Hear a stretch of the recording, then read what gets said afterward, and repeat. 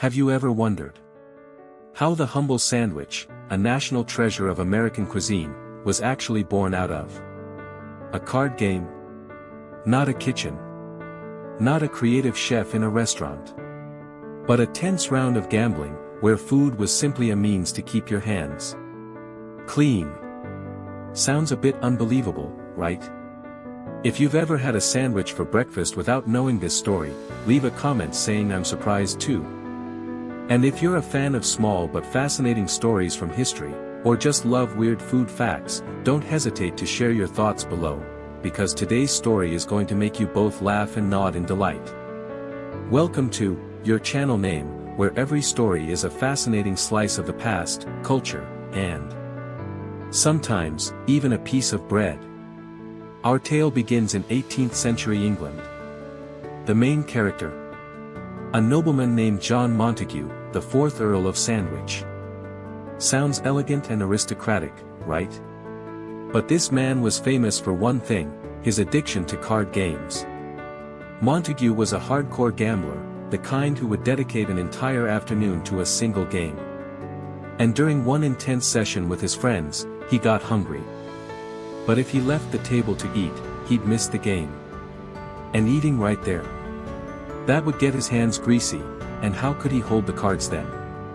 So, he gave a simple order to his servant: bring me some meat between 2 slices of bread. Don't let my hands get dirty. Just like that. And in that moment of being too lazy to eat properly and too hooked on cards, the first sandwich, according to historical records, was born. A meal you could hold with one hand, no need for forks or knives, and it wouldn't interrupt the flow of the game. Sound like anyone you know today? Playing video games while slurping instant noodles? Leave a comment saying same here if you've ever eaten like the Earl. The fun part? After that day, his fellow card players started asking for the same as sandwich, as in I'll have what sandwich is having. Eventually, it became a common way to order, then spread among the aristocracy, and finally, the general public.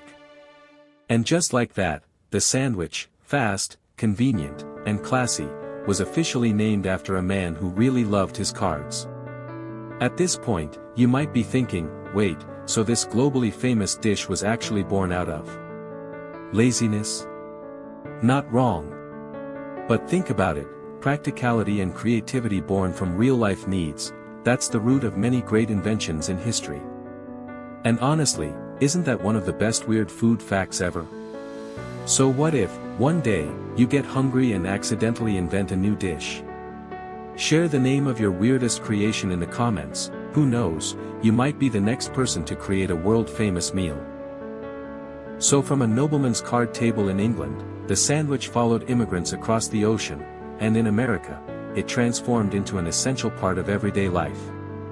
Here's something you may not have noticed: America doesn't just eat sandwiches, they celebrate them. There's even a National Sandwich Day, observed every year on November 3rd. And the weirdest part? That's also the birthday of John Montague, the man behind the sandwich. Seems like history has a sense of timing, choosing the perfect day to help us remember the man who gave the world a meal. Just because he didn't want greasy fingers. If you're listening to this podcast during your lunch break, comment below with the sandwich you're eating. Let's see who shares your taste. From a street corner in New York to a tiny diner in Kansas, from artisan bakeries in California to food trucks in Texas, every place has its own version of the sandwich.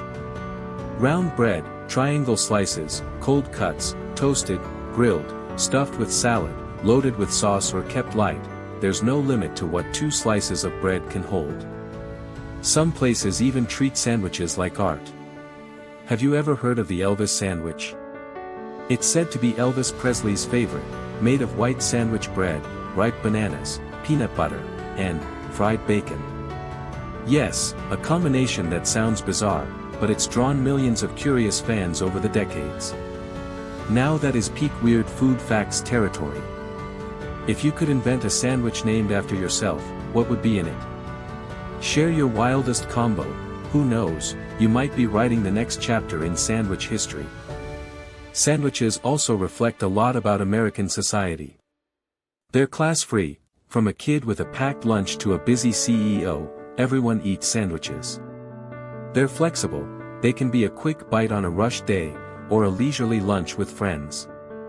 Most importantly, they symbolize a nation built from diverse parts, just like how immigrants brought their ingredients and flavors and sandwiched them all together in one very American meal. During World War II, sandwiches became a standard ration for soldiers.